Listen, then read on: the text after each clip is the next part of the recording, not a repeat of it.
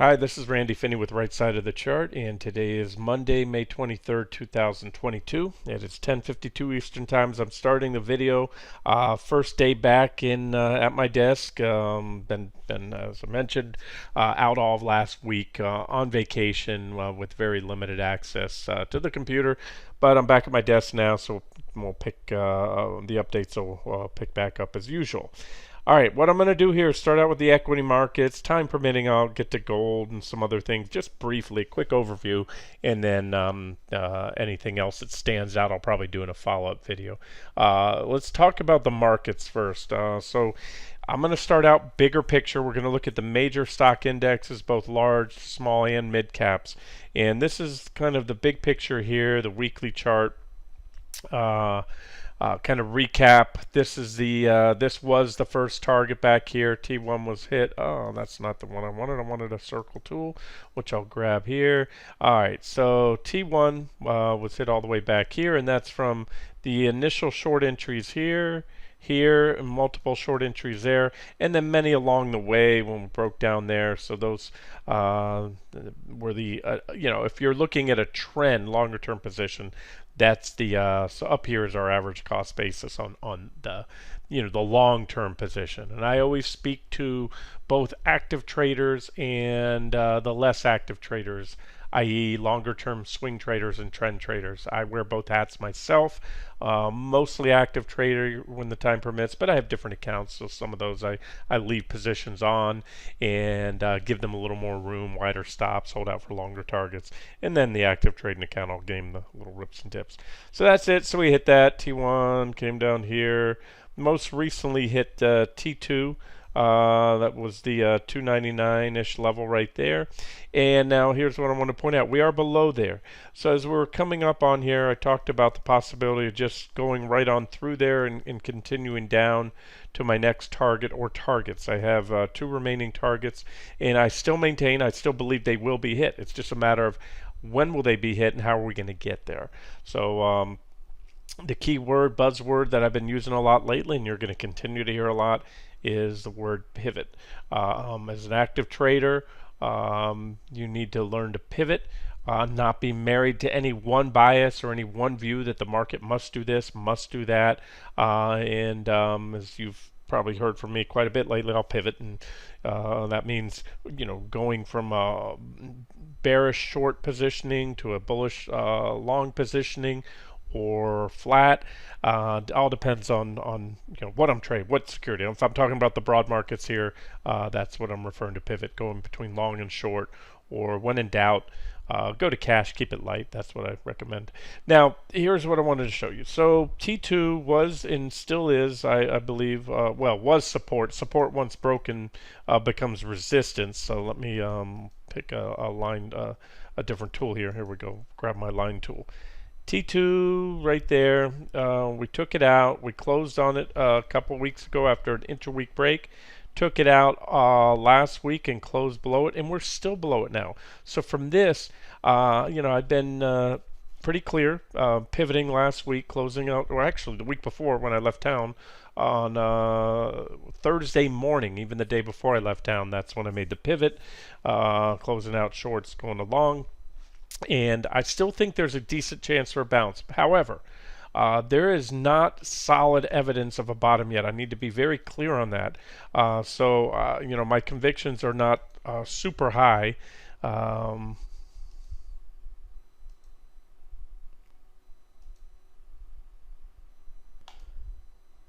Sorry for that pause. I was off the screen trying to change the tools that I have, the drawing tools here. Okay, so that's one thing to note, that we are below support, and support once broken becomes resistance. So it's hard to get very bullish or with a high degree of confidence, or eliminate a decent chance. There's always a possibility of anything. I'm talking probabilities, not possibilities, because just about anything's possible.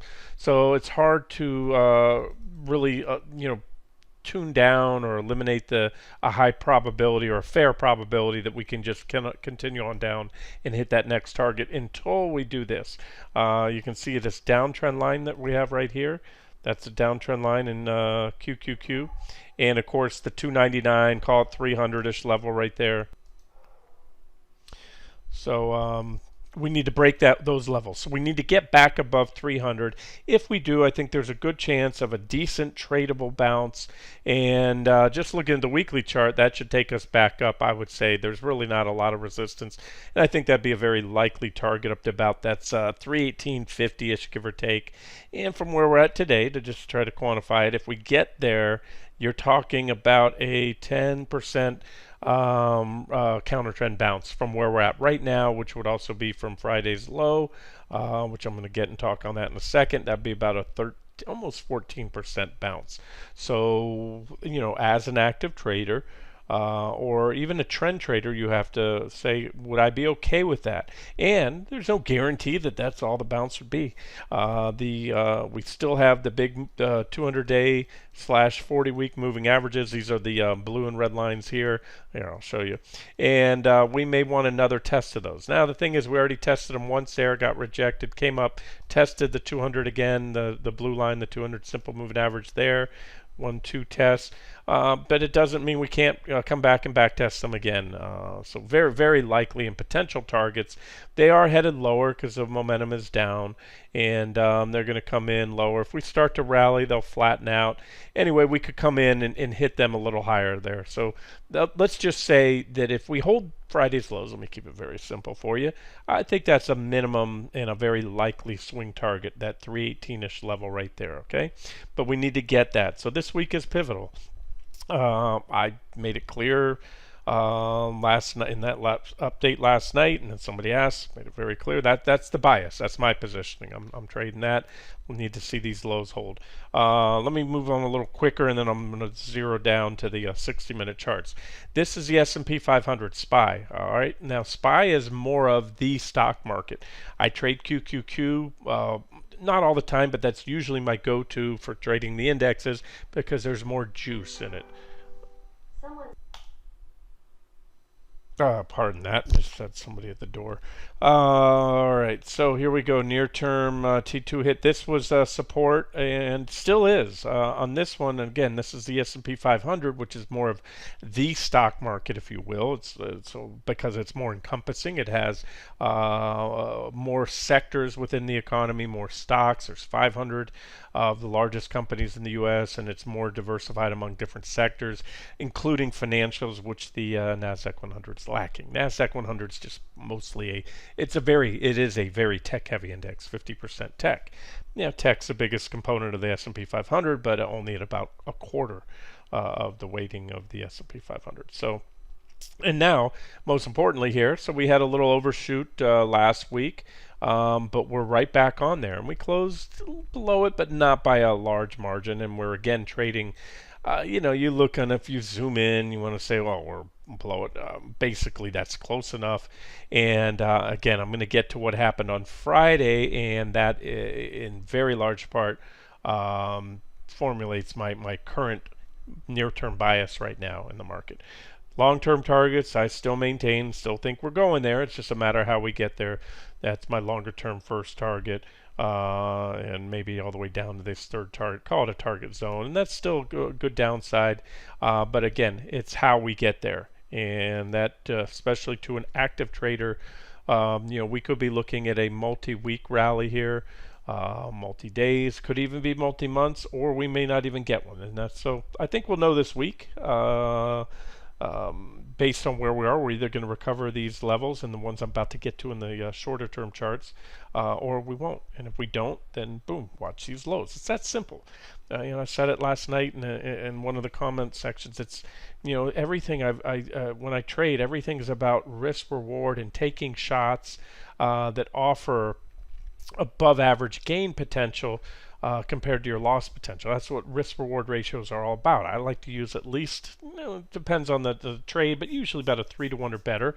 And so, we'll get back to the bounce targets, but let's just say here on the S&P 500, from the recent lows, if we're going to bounce back to that 415.50-ish level, you're talking about a 10% rise. So you could take a stop, take a trade here, or if you took it on Friday. Again, I wasn't unfortunately I wasn't around to get a post out to you before the close. Really wish I would have been able to. I was working off the phone at the time, yeah, out away from my computer. All right, so let's watch this, and again, let's just watch these recent lows. I just want to show you where we're at, and so right now, as I like to say, support is support until unless broken. That was another whipsaw type move. We went down through there, had a big reversal into the close on Friday, which to me was very significant. I'm going to once again get to that in just a second. Let's walk down the spectrum of market cap. So the QQQ and NASDAQ, QQQ and the S&P 500 are your large cap indexes. They're all mega large cap stocks. Mid caps are a very important sector of the market. A lot of high growth companies in here. Typically, the smaller the company is, the faster their growth rate. So a lot of people, investors and all that, like the mid caps as well. And it's part of a diversified portfolio. And I laid out targets on this a while back here as well. We had this year-long trading range, just like the small caps. Failed breakout. Then we had a sell signal triggered a few weeks ago. We went down to hit my first target, to the button. And that is a common theme of this video. Really nothing's changed since I left town and did the last updates for you on Thursday. I flew out on Friday, got back. We flew in, Saturday I got in after leaving, the night before. We left, had to go through Chicago, catch a red eye, no sleep. Flew in, went straight to my son's graduation on Saturday, and then yesterday was just a day of me catching up and trying to get my clock adjusted to that time schedule change. Time zone change. Boom, boom. 2 successful tags of that 425.13 target I laid out a while ago. And again, this is a common theme. We hit that week before last. A lot of stocks, sectors, key stocks, sectors, as well as some key indices, such as the mid caps and small caps, made perfect tags of my support, and so far support levels, targets, and so far those levels have been successfully defended. And so after 2 weeks of testing that first target slash support level, about 425, we're moving up this week. We have a green candle, so far so good. And IWM small caps, that was also one of the trade ideas. Told you I was leaning heaviest in the NASDAQ 100 and Russell 2000 shorts, all the way off here. Hit the first target back here, set up in this trading range, broke below it, giving us the next sell signal, went down, hit my second target, tagged it that week, closed above it, tested it again last week, and we're still above it. So this is, that's why I list multiple targets. Each level is somewhere you're likely to get a reaction, and that's it. So again, the common theme is if the recent lows hold, and you can see on the IWM, when it hit a full tag of the target, that was the lows. Lows were put in that week. We put higher lows in last week, and so far we're above there. So so far so good for those that reversed IWM. You never even had the previous week lows tested or undercut like we did in the indexes. So that's it. All the indexes at or very near support. QQQ is the only one that's just below now, but again, I'm going to get to the levels that will probably or have the potential to change that here. And let's just do that. Let's just jump all the way down to the 60-minute charts, and then we'll get away from the indexes. I'll show you levels to watch. There's was a bullish falling wedge on the small caps. That was the breakout. That was when my second target was hit right there. Thursday, talked about reversing from closing out all shorts, going long, and so far so good. And I think this is what it's going to look like, something like this. Of course, like in any trend, you need to see the previous highs. Traders look at these reaction highs. They look at reaction lows. These are your lows so far, and ideally, ideally, it doesn't have to play out this way, but we'll hold above this low. This will be a new higher low. It is so far, and that gives us the early makings of what could be a new uptrend. And again, I'm not looking for new highs in the stock market. not even close. I'm looking for a bear market rally. I love trading bear markets. I love trading them on the short side, and I love just as much trading bear market rallies on the upside because they're equally as explosive as the moves down are implosive. In other words, things go up pretty fast. So again, I'm going to get to the levels to watch, which are the same levels I gave you last night. Nothing's changed there. That's IWM 60-minute chart. Let's see, I don't even think I have MDY marked up on the 60-minute time frame, but I can do that for you real quick. Same story, divergent low there. And so far, again, this is just the very, very early makings of a new uptrend. There is not hard evidence of a bottom. We hit support. We've had a reflexive bounce, or what I call reactions so far, especially when you look at it from a longer term point of view. Go back to that weekly. I define a reaction as either when you're coming down in a downtrend, you hit support, and a reaction is either a bounce or a consolidation. You can call that what you want. For me, it's more so of a consolidation so far. It would be a bounce, I think, if we come back and back test that level up there about 462. And again, don't get married to any one positioning, whether long or short. We take out those recent lows unless it proves to be a little brief undercut like we had in QQQ. Then we could head on down to T2. And we could do it a lot faster than most think. So that's it. Back to the 60-minute charts, and most importantly, we'll look at QQQ and SPY. These are the bounce targets I laid out for you on Thursday, week before last, before I left town here. You had a downtrend line right there, nice clean downtrend line.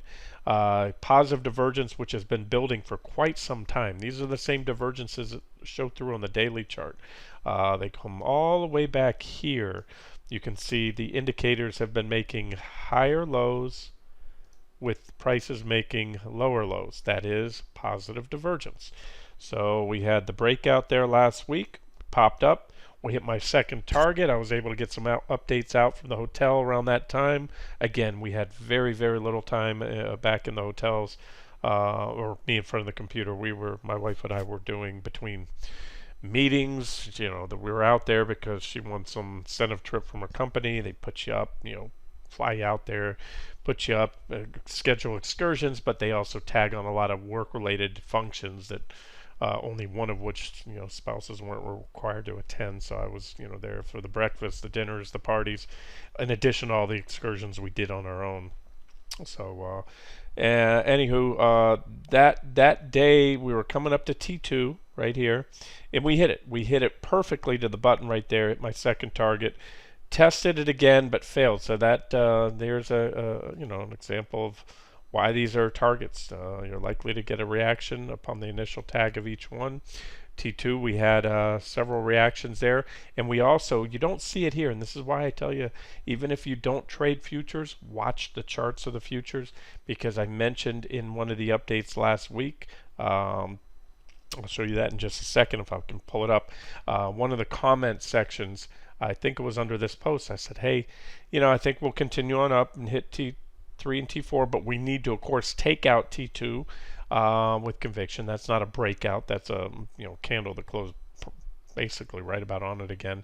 And we had negative divergence. That's what I said, was watching those divergences, and those divergences did play out for a pullback. I'm going to get to that on the futures, and that's my point. You don't see the divergences. There were not any divergences whatsoever, because at that point, when you made that second and slightly higher high on T2, the indicators were making higher highs. But on the futures, which are to me the more important of the two, if I could only chart one or the other, even if I could only trade QQQ, if for whatever reason I couldn't trade the futures, I would still go off those charts because they show you the trades that are happening around the clock. You don't see that with QQQ. You only see 9:30 to 4 p.m. trades here, and on NQ, other than Friday evening until Sunday evening, that's the only time they really shut down for any extended period of time, other than the brief shutdowns once a day at the end of the day to square away things.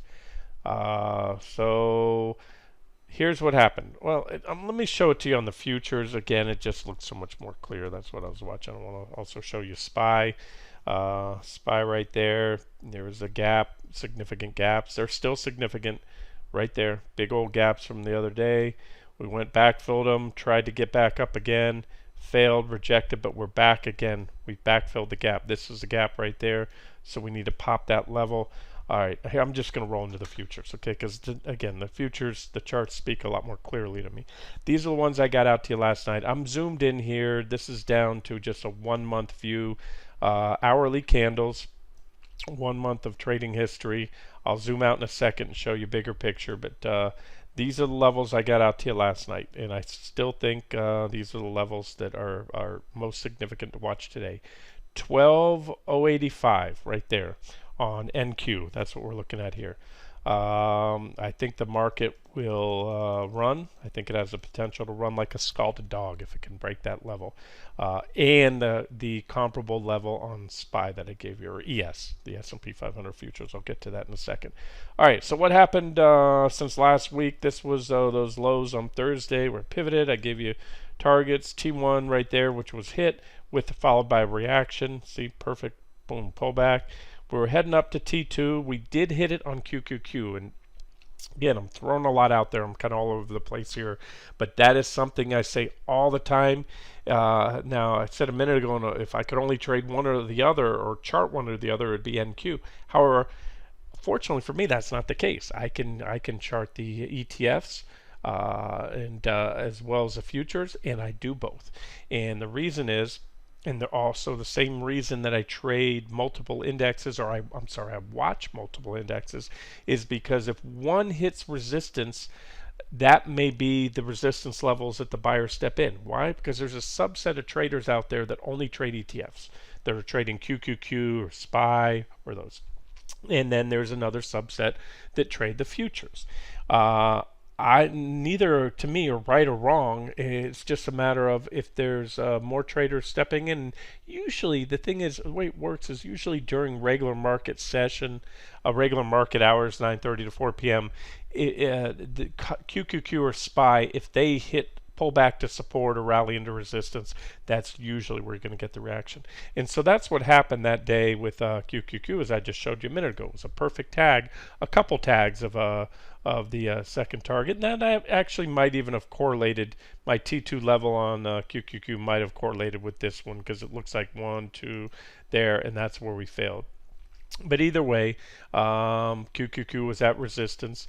And here's that divergence I pointed out. I mentioned to somebody in there that, hey, I think we'll hit my next targets, but I'm also, there's some divergences that are forming, and that I'm keeping a close eye on. And again, they did play out. And this was the pattern right here. You had an uptrend line.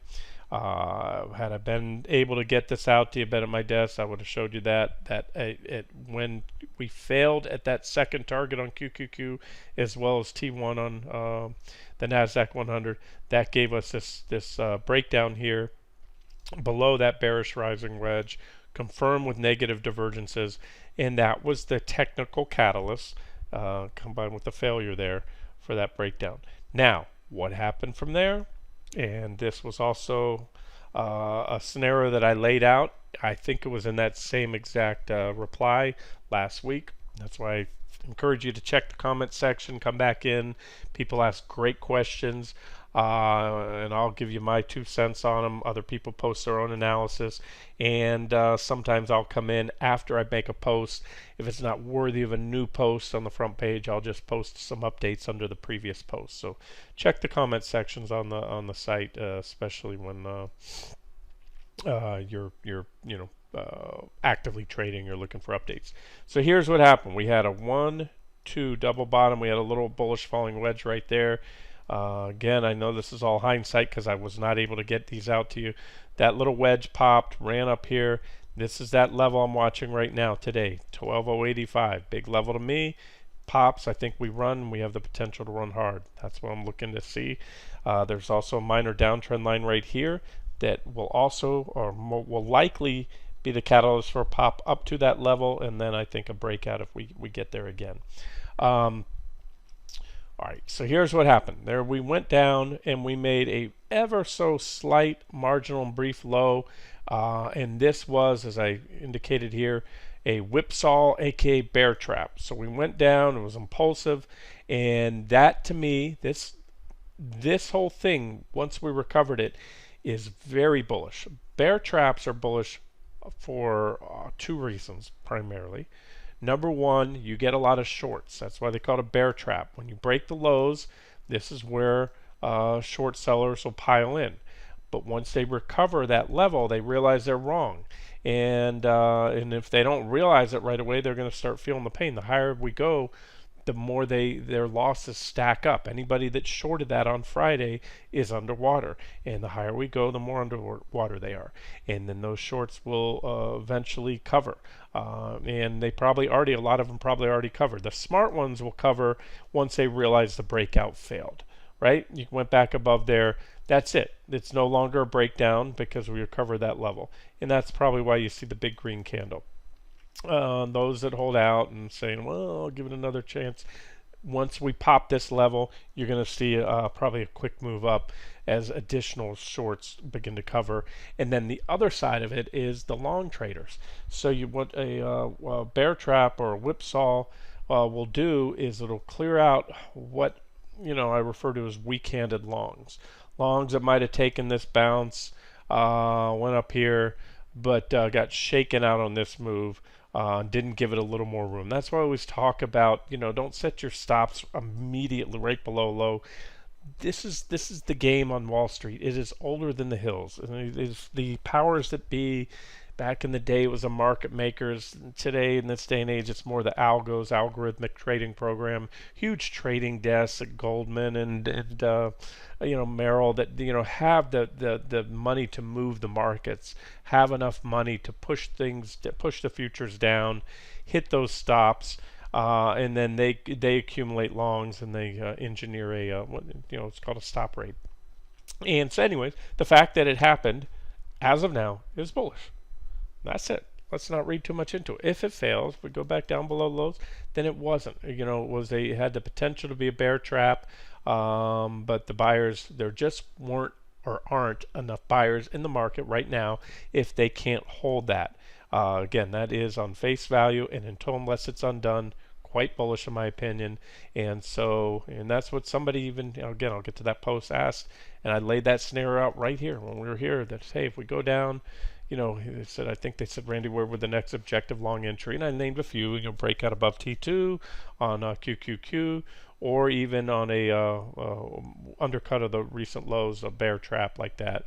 And so now, boom, this is what we're looking at. Break of that trend line, and then a break of 12.085. Targets, let me zoom out a little bit for you here and show you on the futures. If that happens, I know this chart is busy. It's looking like a Christmas tree here. But I have a primary trend line here that comes from the early April, that second, roughly equal highs there. And I have a trend line that comes in, that's the first reaction, second, third, and that's enough to give it to me it takes at least 3 distinct reactions to validate a trend line. So that's valid. So if we can break that, run up there, you can see that trend line comes right in again with that former T1 level, and that's a big level. So I should color that up. I'll tighten this up for you. All right, the T1 again, depending on if and when we get there. Let's say it looks something like this. That should have been an arrow tool. That was resistance. We've had multiple checks there. Boom, boom, boom, boom, boom. So we can come up, probably get checked once more, and then a breakout of that's going to be even more powerful. And I think I know the chart's busy. Let's just say right now, just eyeballing this, 13,550-ish right there. I think that's a likely target. There's something else I have in there. T3 zone I gave you on Thursday before I left town after pivoting to long. I put up Fibonacci levels here. This is the 38.2% retracement, and that is the retracement of the move down from this point here, these recent highs. So fibs, I love to add fibs in when I'm trading counter trend moves, whether it's in this case, a bullish reversal within a larger bear trend, and that is your typical retracement levels are anywhere from the 38 up to the 61.8 Fibonacci retracement. So that would be, here's the 38 right there, lines up perfectly with my third target right there, and the 61.8 is all the way up there with the 50% Fibonacci in the middle. Again, I'm sorry, I know this looks like a Christmas tree here, but hopefully you can see those levels, and if not, just replicate, put up the fibs, just come off those highs in the double top highs in late March, early April, measure down to the lows, and you'll get the same Fibonacci retracement levels. Oof, that's a lot. All right, and then ES, of course, the S&P 500 ES is very important as well. And last night I gave you a comparable level of 39.51, really rounding off, and we're there right now. In fact, we're just starting to pop it. So this is where the S&P is actually looking a little healthier than the small caps or the Nasdaq today. Futures up about 1.5%.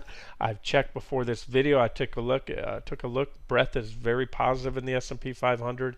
The vast majority of stocks are up. As far as sectors go, 10 of the 11 sectors in the S&P 500, as I speak, are trading green. The only one in the red is XLY, discretionary. That's down 0.2%, so almost flat. So I'm liking what I see.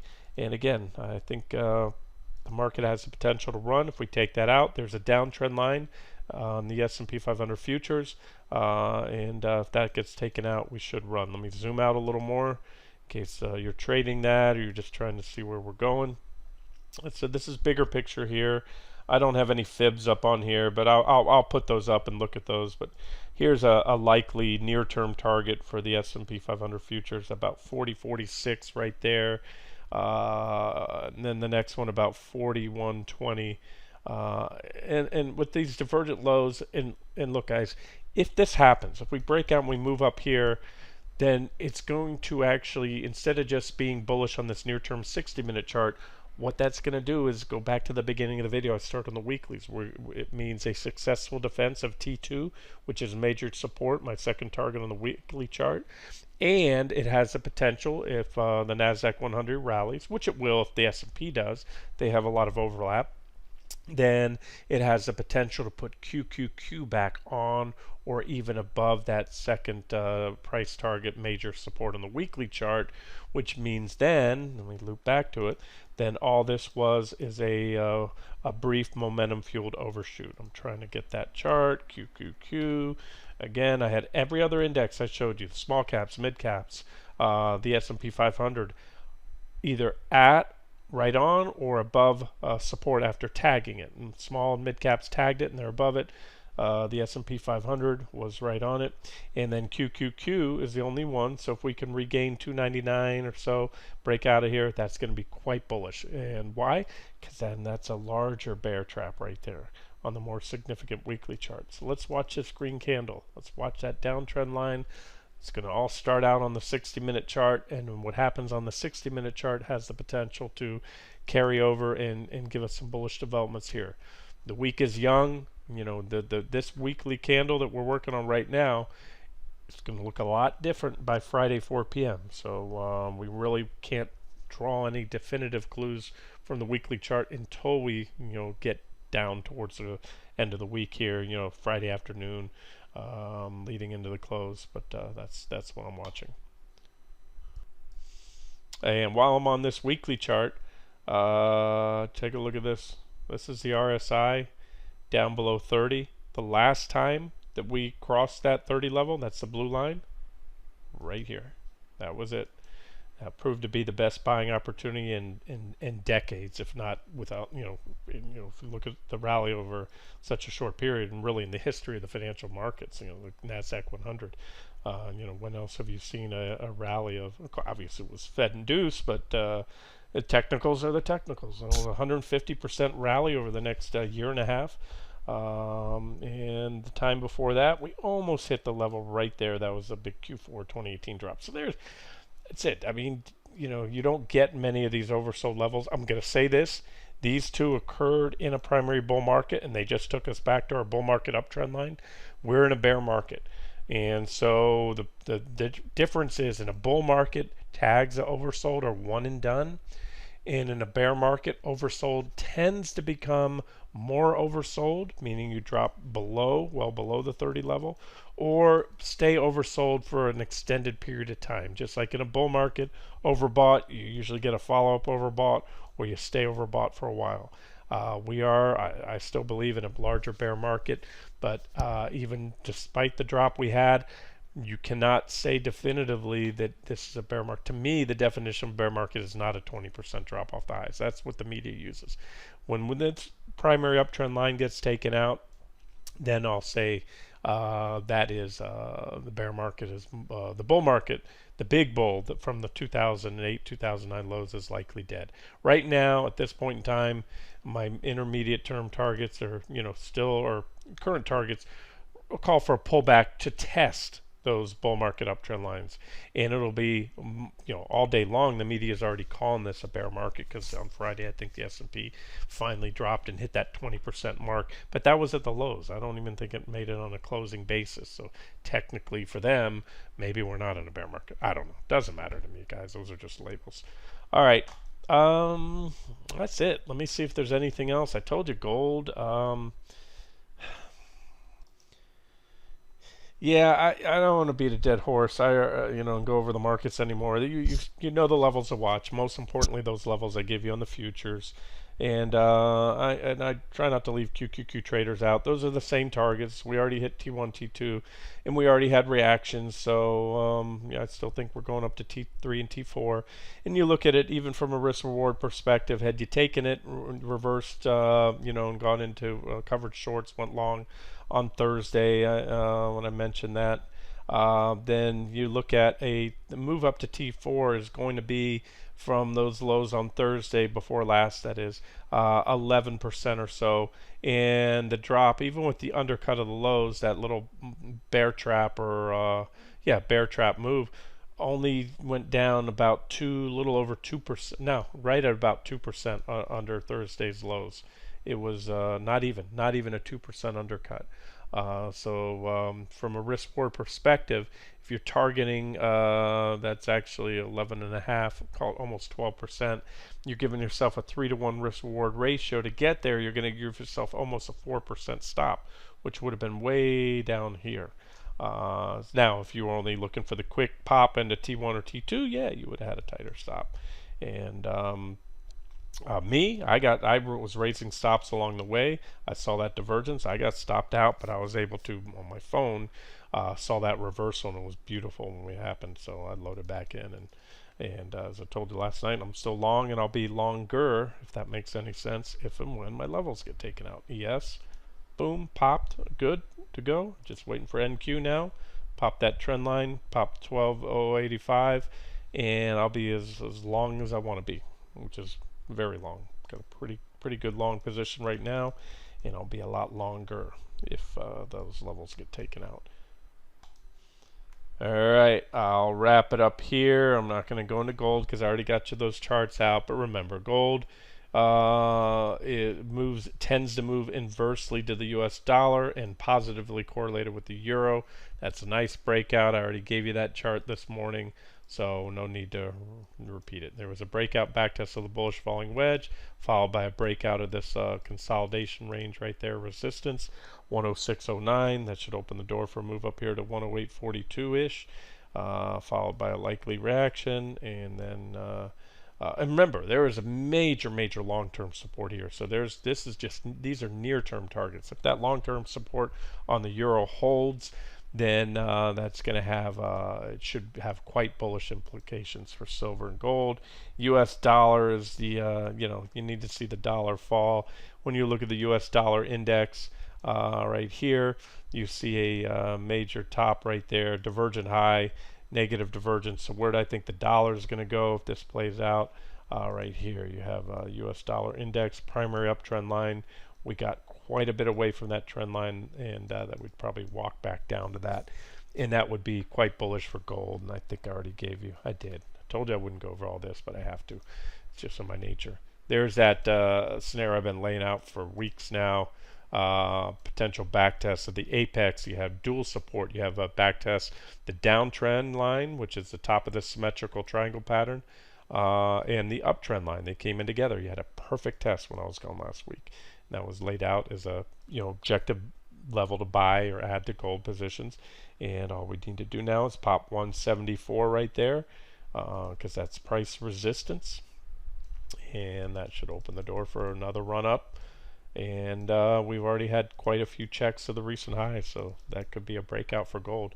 We'll see. All right, guys, let me wrap it up here, get the video out to you, and I will follow up with anything else I see other than that. But right now I'm looking at, long the equity markets with stops not too far below those recent lows, or at this point, I'll be honest with you, and I keep talking, but I think if we even run down at them again, that wouldn't be good. The bear trap's already in play right now, so you can even have a tight stop. I have two layered stops. I have layered stops, one if we get close to the lows and one just below it right there, and otherwise I'll let these longs run for the time being. All right, this has been Randy Finney with Right Side of the Chart. Have a great day.